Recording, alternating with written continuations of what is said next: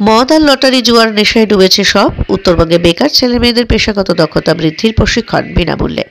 চারদিকে কর্মসংস্থানের ব্যবস্থা ভালো নয়, শিল্প কারখানা উত্তরবঙ্গে গড়ে উঠছে না বললেই চলে। ফলে একটা অংশের মধ্যে হতাশায় ডুবে গিয়ে মদ্যপানের ঝোঁক বাড়ছে, একই সঙ্গে জুয়া খেলার দিকেও ঝোঁক বাড়ছে। জুয়ার মধ্যে অন্যতম হলো লটারি। একদল মানুষের কাছে লটারির টিকিট কাটাটা নেশায় পরিণত হয়েছে। প্রতিটি পাড়ায়, প্রতিটি রাস্তায়, অলিগলিতে লটারি কাউন্টার তৈরি হয়েছে।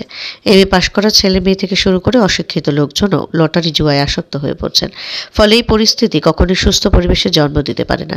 আবার একদল ছেলে মেয়েদের মধ্যে পরিশ্রম না করেই একেবারে গাছে ওঠার মতো বেশি বেতনে চাকরি খোঁজার প্রবণতাও তৈরি হয়েছে। কিন্তু দক্ষতা বা স্কিল বৃদ্ধি না করাতে বহু কোম্পানি উত্তরবঙ্গের অনেক বেকার ছেলে মেয়েকে কাজে রাখতে চাইছে না। এই পরিস্থিতিতে শিলিগুড়ি ফুলবাড়ি এলাকায় পলিসি টাইমস চেম্বার্স অব কমার্সের বেকার যুবকদের দক্ষতা বৃদ্ধির প্রশিক্ষণ দেওয়ার উদ্যোগ নিয়েছে। পলিসি টাইমসের কর্ণধার তথা বিশিষ্ট সাংবাদিক আকরাম হক জানিয়েছেন, বহু কোম্পানিতে চাকরি রয়েছে, কিন্তু তারা দক্ষ ছেলে মেয়ে চাইছে। এই কারণে বিনামূল্যে তারা ছেলে মেয়েদের বিভিন্ন বিষয়ে দক্ষতা বৃদ্ধির প্রশিক্ষণ শুরু করেছেন। প্রসঙ্গত, উত্তরবঙ্গে শিল্প কারখানার পরিবেশ তৈরির কথা বাইরের শিল্পোদ্যোগীদের উত্তরবঙ্গে বিনিয়োগ করার জন্য উৎসাহিত করতে এক অসামান্য ভূমিকা পালন করেছেন আকরাম হক। বিশিষ্ট শিক্ষাবিদ তথা মুরলীগঞ্জ হাইস্কুলের প্রধান শিক্ষক শামসুল আলমের প্রয়াসে ইতিবাচক মন নিয়ে দিল্লি থেকে শিলিগুড়িতে পদার্পণ করেছেন আকরাম হক। আছে 1 কোটি টাকা পাচ্ছে। আজকেও তো খেললো মাটি খেলায়, তাই? হ্যাঁ, আজকে ফার্স্ট ক্লাস মাটি খেলায় যে মাটি খেলা 1 কোটি। 1 কোটি। হ্যাঁ, আরো নিচে আছে 45,000, 90,000, 2,25,000, 4.5 লাখ হয়। মানে লাভ হচ্ছে, চলে যাচ্ছে আর কি। দেখেন, এখন এইখানে অনেক রকম ব্যবসা আছে। এই ব্যবসাটা আমাদের যারা মালিকের থেকে মাল আনি ইনভেস্ট করতে হচ্ছে না, ব্যবসা করতে টিকিট আনতেছি, বিক্রি করে পয়সা দিচ্ছি, ওর থেকে যা প্রফিট হচ্ছে তা দিয়ে সংসার মোটামুটি আর কি চলে। খুব একটা সচ্ছল না, মোটামুটি ডাল ভাত খেয়ে। আর অনেক বেকারও হয়ে গেছে, অনেক বেকারও কাজকর্ম করে খাচ্ছে, এইটা করে খাচ্ছে। এমএ পাস করেও তো দেখি কাউন্টার খুলছে। হ্যাঁ হ্যাঁ, এরকম নজির আছে না? কি করেছে, কি করবে এখন? চাকরি বাকরি তো আর নেই, কিছুটা করে একটা খেতে হবে। আপনার নামটা? Swapan Sen. Thank you. Daily কত বিক্রি হয় টিকিট? মোটামুটি 1400-1500 টিকিট সংখ্যা না, 1400-1500 টিকিট অ্যাভারেজ পার ডে বিক্রি হয়। আর কটা খেলে ওর মধ্যে? ওর মধ্যে ওদের কোনো গ্যারেন্টি নেই। কোনোদিন হয়তো খেলে, কোনোদিন একটা গ্যারেন্টি হয়, কোনোদিন দুটো গ্যারান্টি, কোনোদিন নাই। ওটার থেকে 1 কোটি খেলছে না। ওটা 1 কোটি খেলে লাভ আছে? হ্যাঁ, প্রায় 5 লাখ টাকার মতন কমিশন পাওয়া যায় 1 কোটি খেললে। আমার নাম আকরাম হক, আমি পলিসি টাইমস বলে একটা সংস্থা চালাই। পলিসি টাইমসের মূলত উদ্দেশ্য ছিল যে আমরা কিভাবে প্রগতিশীল কাজকর্মকে প্রমোট করব। পলিসি টাইমস একটা মিডিয়া প্ল্যাটফর্মের মাধ্যমে আমরা মানুষের মধ্যে এটার সচেতনতাটা বাড়াই। আর পলিসি টাইমস চেম্বার অফ কমার্সের মাধ্যমে বিভিন্ন ধরনের ইভেন্ট বা কনফারেন্সের মাধ্যমে আমরা যারা গুরুত্বপূর্ণ লোক যে কোনো ফিল্ডের প্রগতি, ওনাদের একসাথে বসিয়ে আমরা একটা জেলা, একটা রাজ্য বা একটা দেশে বিভিন্ন নীতি কিভাবে তৈরি করে বা কিভাবে প্রমোট করে সেটা নিয়ে কাজ করি। গত 8 থেকে 9 বছর ধরে আমরা করছি। তার থেকে আগে আমি আমার কর্মরত জীবনে প্রায় 15 থেকে 20 বছর ধরে আমরা এই কাজটা করছি, দেশে মূলত কিভাবে বা সমাজে প্রগতি নিয়ে আসে। তো আগামীতে সামনে কি কর্মসূচি আছে আপনাদের? গত 2 বছর প্রায় হয়ে এলো আমাদের দিল্লিতে হেডকোয়ার্টার। দিল্লির পরে এখানেই আমারই এক গুরু এবং শিক্ষাবিদ শামসুল আলম সাহেবের মাধ্যমে উনি আমাকে এই শিলিগুড়িতে নিয়ে আসেন, এবং শিলিগুড়িতে আসার পরে আমাদের উদ্দেশ্য ছিল যে আমরা ব্যবসা দিল্লি, বম্বে বা দুবাই ওইদিকেই করব, কিন্তু উত্তরবঙ্গে আমরা রোজগার তৈরি করব। এর কারণটা হলো যে আমাদের মতো প্রতিষ্ঠানে কোনো সন্তান যদি 5 থেকে 10 বছর চাকরি করে, তো পৃথিবীর যে কোনো কোম্পানিতেও চাকরি করার যোগ্য হয়ে উঠবে। এই যে মডেল, এই ধরনের মডেলগুলো যদি উত্তরবঙ্গে আসে, তাহলে উত্তরবঙ্গের সন্তানরা যারা মূলত তথাকথিত কাজগুলো করছে, যেমন টোটো চালানো, যদি কেউ শিক্ষা ঠিক মতো না নেয় তাহলে ও তার কাছে প্রথম চয়েস থাকছে হয় একটা গাড়ি কিনে ওই বাইরে থেকে যে ট্যুরিস্ট গুলো আসছে সেই ট্যুরিস্ট গুলোকে সেবা দেওয়া, এবং সেখান থেকে ও যত কামাতে পারে বা লুটে নিতে পারে সেটা করছে। তার আগে বাংলাদেশের বর্ডারটা ওপেন ছিল, অনেক ছেলে মেয়েরা বাংলাদেশের বর্ডারে ওইসব পাচারের কাজ করতো, ব্যবসা করতো। আর কিছু সংখ্যক লোক এইদিকে লটারি কেনা বা লটারির ব্যবসা করা বা মুদিখানার দোকান চালানো বা কাপড়ের দোকান চালানো, এইসব ছোটখাটো কারবার করছে। তো আমাদের যেটা মূলত লটারিটা খুব মারাত্মক হয়ে গেছে। লটারি অ্যাকচুয়ালি সমাজের পতন বা অক্ষয়ের কি কি জিনিস দেখলে আপনি মনে করবেন যে সমাজ পতনের দিকে বা খুব পিছিয়ে পড়েছে বা পড়ে যাচ্ছে? সেটা তার প্রথম হলো মদ খাওয়া। যখন সমাজে মদ খাওয়াটা এত কমন হয়ে যাবে যে মদ ছাড়া যেন কোনো কাজই হয় না, তখন দেখবেন যে সমাজ কিন্তু অক্ষয়ের দিকে বা পতনের দিকে যাচ্ছে।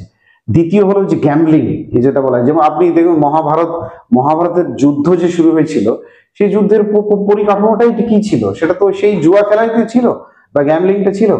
সেই গ্যাম্বলিং এর রূপটা বিভিন্ন ভাবে নিতে পারে। কেউ অনলাইনে গ্যাম্বলিং খেলছে, কেউ অফলাইনে গ্যাম্বলিং খেলছে, কেউ এই ধরনের বাজারে লটারি বিক্রি করে গ্যাম্বলিং খেলছে। এই যে যখন সমাজে গ্যাম্বলিং এগুলো খুব প্রাধান্য পায়, তখন মনে করবেন যে সমাজ খুব অক্ষয়। আর একটা অক্ষয়ের দিকে যখন শিক্ষা নীতিগত শিক্ষা এবং শিক্ষা ব্যবস্থা, শিক্ষা পরিকাঠামোর অবনতি হয়, তখন বুঝে যাবেন যে এই সমাজ এবার পেছনের দিকে এগোচ্ছে, মানে অক্ষয়ের দিকে এগোচ্ছে, হারিয়ে যাওয়ার দিকে এগোচ্ছে, পিছিয়ে পড়ার দিকে এগোচ্ছে। তো আমরা এই ধরনের কার্যগুলো করার জন্য আমরা ভাবলাম উত্তরবঙ্গে আসবো। উত্তরবঙ্গের ছেলেদের একটা পজিটিভ ডাইরেকশন দেওয়ার জন্য আমরা দুটো দিকে কাজ করব। প্রথম দিকে মোটামুটি ওদের আন্তর্জাতিক মানের কোম্পানিরা যে কাজ করে, যে পরিবেশে, প্রথম হলো যে পরিবেশ, উত্তরবঙ্গের সন্তানেরা ভালো পরিবেশ পায়নি ভালো শিক্ষা অর্জন করার জন্য। আর যা শিক্ষা অর্জন করেছে তারপরে ভালো স্কিল বা দক্ষতা অর্জন করার সেরকম পরিবেশও পায়নি, যে কি দক্ষতা হলে বা কি স্কিল অর্জন করলে সে ভালো ভালো কোম্পানিতে প্লেস হতে পারে। তো আমরা যেটা করছি, শিক্ষা প্রতিষ্ঠানের জন্য আমরা কাজ করছি, সেটা আমি পরে বলবো। তো আমরা তিনটে ভাবে অ্যাকচুয়ালি কাজ করার চেষ্টা করছি। নাম্বার ওয়ান হলো যে এই সন্তানদের একটা ভালো পরিকাঠামো বা পরিবেশ দিয়ে তাদের মধ্যে স্কিল অর্জন করিয়ে দেওয়া, তাদের মধ্যে বেসিক কিছু কোয়ালিটি অর্জন করিয়ে দেওয়া, যাতে ওরা যে কোনো জায়গায় কাজ পেতে বা এমপ্লয়মেন্ট বা জব পেতে সহজ ফিল করে। এটা প্রথম ধাপ। দ্বিতীয়ত, শিক্ষা প্রতিষ্ঠান, যে কোনো রাজ্যের মেরুদণ্ড বা জেলার বা দেশের মেরুদণ্ড হলো শিক্ষা। একটু আগে আমরা গল্প করছিলাম যে আজ অব্দি কোনো নেতা আমরা দেখছি না দেশে যে শিক্ষা ব্যবস্থার অবনতির জন্য হাঙ্গার স্ট্রাইকে রাস্তায় দাঁড়িয়ে আজকে হাঙ্গার স্ট্রাইক করছে। আমরা এবং শিক্ষা প্রতিষ্ঠানগুলো প্রায় করাপ্ট হয়ে গেছে, সরকারি শিক্ষা প্রতিষ্ঠান তো প্রায় অবনতি ঘটে গেছে, বেসরকারি শিক্ষা প্রতিষ্ঠানগুলো একটা বিরাট বড় ব্যবসার নজরে চালাচ্ছে। কিন্তু অ্যাকচুয়ালি ওখানে যে বাচ্চারা পড়ছে তার নৈতিক চরিত্রের গুণাবলী কতটুকু প্রস্ফুটিত হচ্ছে, তার দক্ষতা বা বাস্তব জীবন বা আগামী 15-20 বছর পরে যে কর্মরত জীবনে ঢুকবে, সেই কর্মরত জীবনের রোজগারের রাস্তা কি বা কি কি দক্ষতা প্রয়োজন। আজকে আর্টিফিশিয়াল ইন্টেলিজেন্সের জামানা এটা। তো কটা ছেলে আজকে থেকে 10 বছর আগে লিখতে পড়তে জানাটাকে শিক্ষা বলা হতো। আজকে কোনো ছাত্র যদি লিখতে পড়তে জানে তাকে শিক্ষিত বলাই যাবে না, যতক্ষণ না ও কম্পিউটার চালাতে জানে এবং কম্পিউটার চালিয়ে কোডিং করে, যতক্ষণ না কোডিং করে ততক্ষণ শিক্ষিতই কাউন্ট করা হবে না ওকে। কিন্তু আমাদের শিক্ষা প্রতিষ্ঠান কি আদৌ তাকে কাউন্ট করছে? আমাদের শিক্ষকরা শিক্ষার থেকে জমি বিক্রি করা, জমির দালালি করাতে বেশি ব্যস্ত। বেসরকারি শিক্ষা প্রতিষ্ঠানের টিচাররা মাইনেই পায় না, তাই ওদের নিজের পেটের ভাত ঠিক মতো জোগাতে পারে না বলে ও কোনো কোয়ালিটি অর্জন করতে পারছে না যে আগামী প্রজন্মের বাচ্চাদের বিশাল কিছু শিক্ষা দেবে। বেশিরভাগ শিক্ষা প্রতিষ্ঠানের মালিক দেখবেন হয় কোনো রিয়েল এস্টেটের দালাল বা বিরাট বড় রিয়েল এস্টেট কোম্পানি চালান, সেখান থেকে অনেক টাকা কামিয়েছেন, জমি কিনেছেন, বিল্ডিং বানিয়েছেন। অনেক প্রাইভেট স্কুলের মালিক দেখবেন বিদেশে গিয়ে প্রচুর টাকা কামিয়েছেন, এখানে এসে করছেন। সো প্যাশন আছে বলে করেছেন, প্লাস বিজনেস অপরচুনিটিও আছে, কারণ সরকারি স্কুলে তো কোনো পিতা কেউই আজকে বাচ্চাদের দিতে চাইছেন না। তাহলে ওদের কাছে এখন বেসরকারি প্রতিষ্ঠানগুলোই পড়ে আছে যে অ্যাটলিস্ট ন্যূনতম কিছু তো দিক, কিছু ভালো কাপড় পরে স্কুলে যাক আর আসুক। কিন্তু এটা কিন্তু আদৌ প্রকৃত ভবিষ্যতের লিডার বানানোর শিক্ষা পরিকাঠামোটা তৈরি করতে পারছি না। তো সেই জন্য আমরা একদিকে যেমন কাজ করছি যে এই ইয়াং প্রজন্মকে ভালো স্কিল বা দক্ষতার পরিবেশ দিয়ে তাদের ভবিষ্যৎমুখী কোনো ভালো ভালো কোম্পানিতে প্লেসমেন্ট করিয়ে দেওয়ার জন্য একটা রাস্তা তৈরি করছি।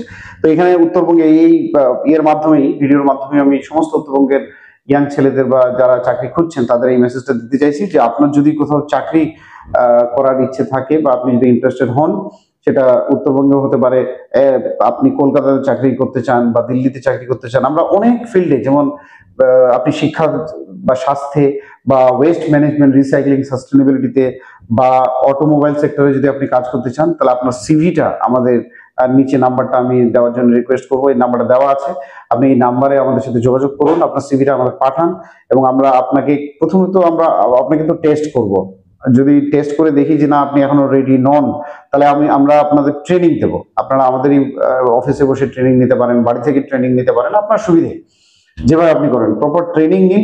যখন আমরা ফিল করবো এবার আপনারা রেডি, তখনই কিন্তু আমরা আপনাকে কোনো ভালো কোম্পানিতে দেবো। কারণ আমাদের কথায় আমি আপনাকে কোনো একটা কোম্পানিতে ঢুকিয়ে দিলাম, কিন্তু পরে সেই কোম্পানি আমাকে কমপ্লেন করছে যে আপনার যোগ্যতাই নেই তেমন, এবং আপনি ঠিকমতো কাজ করেন না, ঠিকমতো মানসিক মানে পরিশ্রম করেন না, তখন আমাদের অনেক কিছু শুনতে হয়। তো আমরা কি করি, ওই জন্য 3 থেকে 6 মাস মোটামুটি আমরা টেস্ট করে নিই যে মানসিকতা কতটুকু, আপনার মানসিকতা কত কাজ করা, কতটুকু পরিশ্রমী মানুষ আপনি, কতটুকু জ্ঞানী এবং নলেজেবল মানুষ। কারণ টাকা প্রত্যেকটা কোম্পানি দিতে রাজি আছে, যদি এমন কোনো এমপ্লয়ি হয়, সে কোম্পানি যদি যে উদ্দেশ্যে কোম্পানি কাউকে হায়ার করছে সেটা যদি প্রকৃত পরিশ্রম করে কেউ ওটা অ্যাচিভ করে, তাহলে কোনো কোম্পানি টাকা দিতে কোনোদিন দ্বিধা করে না। কিন্তু আপনি টাকা নেবেন, আবার ওখানে বসে ফাঁকিবাজি করবেন, কাজ করবেন না, আপনাকে যা দায়িত্ব দেওয়া হবে সেটা পূরণ করবেন না এবং ঘরে বসে থাকবেন বা এই ধরনের অনেক কিছু করবেন, তাহলে কিন্তু কোম্পানি আপনাকে হয় রাখবে না বা থাকবে, তখন কি হয়, আমাদের বদনাম হয়। তো ওই জন্য আমরা প্রথম ধাপে আপনাদের টেস্ট করে নেবো যে কতটুকু আপনি